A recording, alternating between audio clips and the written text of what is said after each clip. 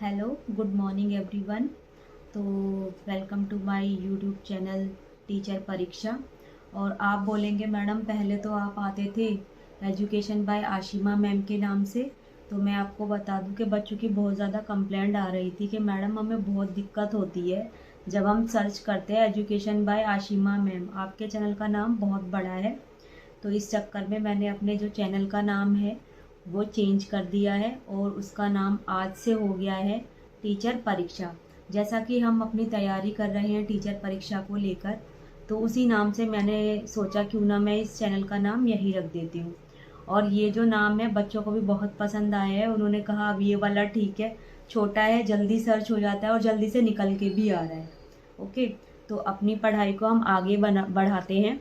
आज हम करेंगे अभिक्रमित अनुदेशन, जिसको हम क्या बोलते हैं, प्रोग्राम्ड इंस्ट्रक्शन।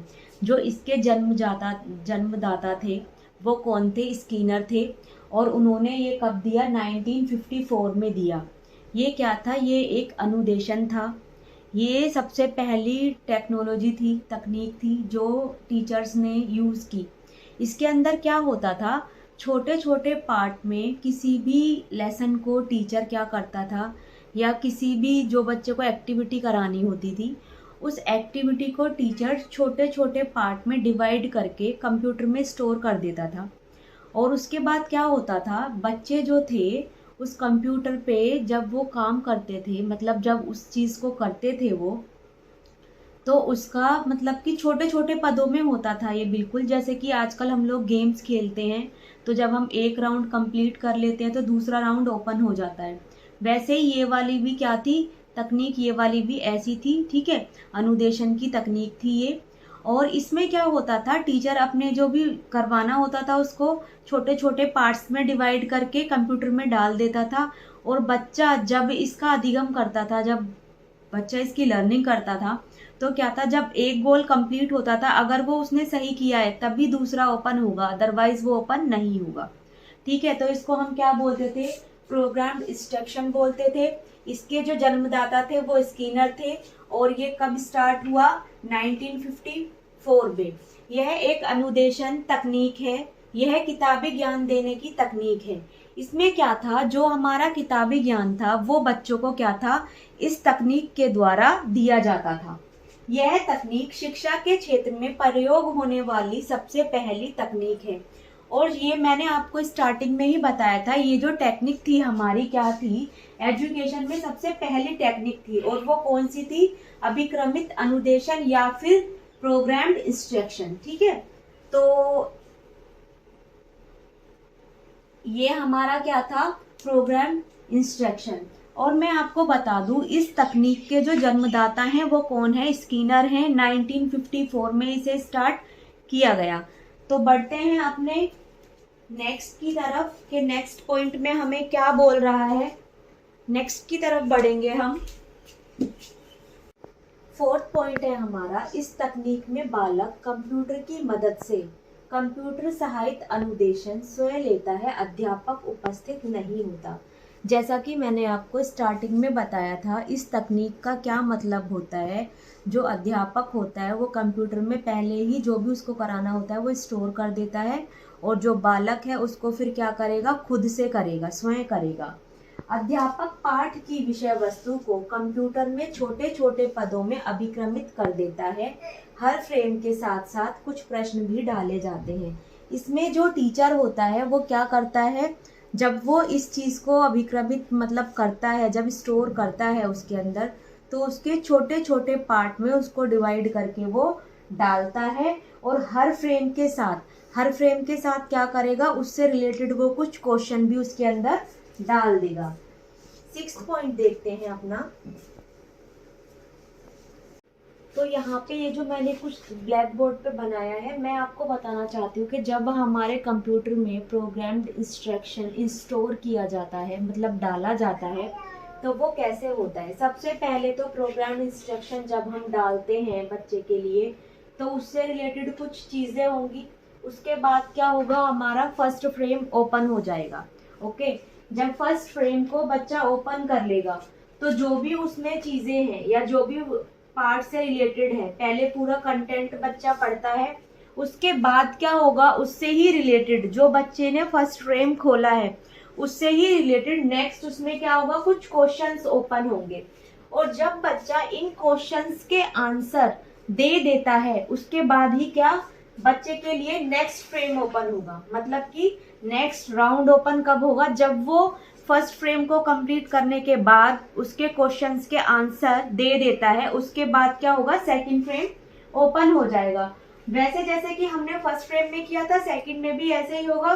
पहले उससे कुछ रिलेटेड सामग्री होगी, उसके बाद क्वेश्चन आंसर, और फिर क्या होगा, फिर फर्स्ट और सेकंड दोनों फ्रेम को मिलाकर क्वेश्चंस होंगे, और नेक्स्ट उसके बाद क्या होगा, हमारा थर्ड फ्रेम ओपन होगा। तो इस तरीके से क्या करता है बच्चा, टीचर जो है वो बच्चे को सिखाने के लिए अपने कंप्यूटर में इस तरीके से कुछ फ्रेम्स डालता है प्रोग्राम्ड इंस्ट्रक्शन की, ताकि बच्चा छोटे छोटे पदों में चीजों को सीख पाए। नेक्स्ट देखते हैं। सबसे पहले पहला फ्रेम ही खुलता है। यदि बच्चा सोचे कि पहले 3 फ्रेम खुल जाए तो यह संभव नहीं है। पहले और दूसरे फ्रेम के उत्तर बच्चे को देने ही होंगे।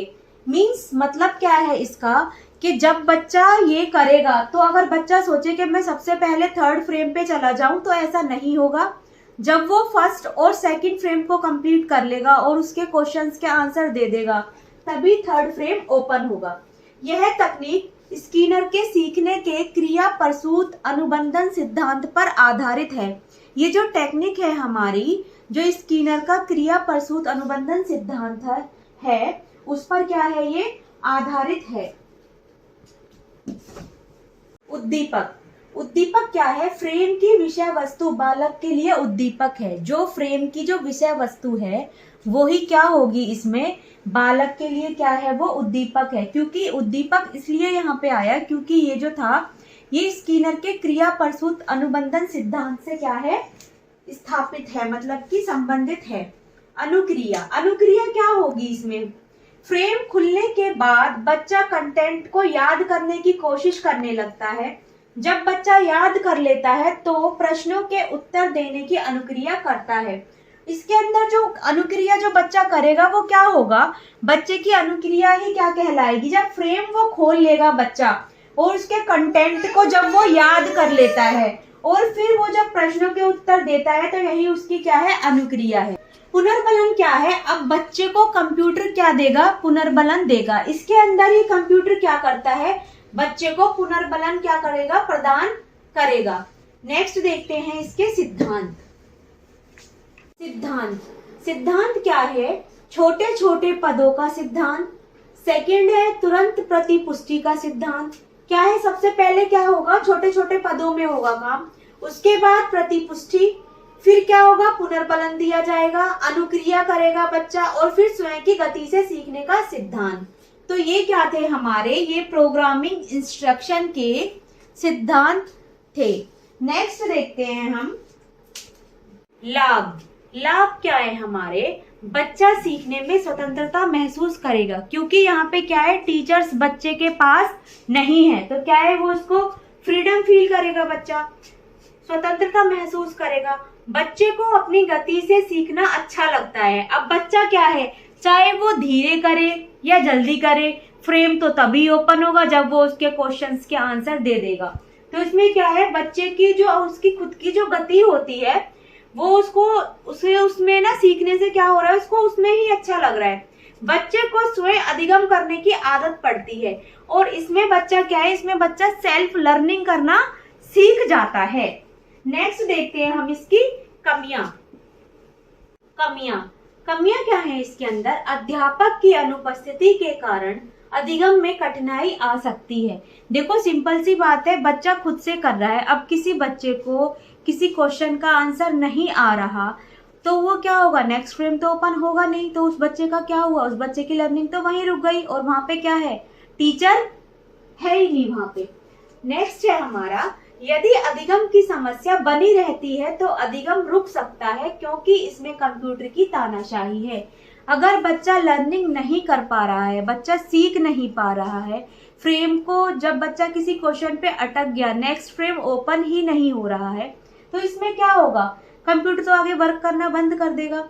तो यही था हमारा अभिक्रमित अनुदेशन, प्रोग्राम्ड इंस्ट्रक्शन। आई थिंक ये आपको समझ आ गया होगा। वीडियो को ठीक से देखें। ओके, तो मिलते हैं अपनी नेक्स्ट वीडियो में। तब तक के लिए हंसते रहिए, मुस्कुराते रहिए और हाँ, देखते रहिए मेरे यूट्यूब चैनल टीचर परीक्षा को। मिलते हैं अपनी नेक्स्ट वीडियो में। तब तक के लिए बाय बाय।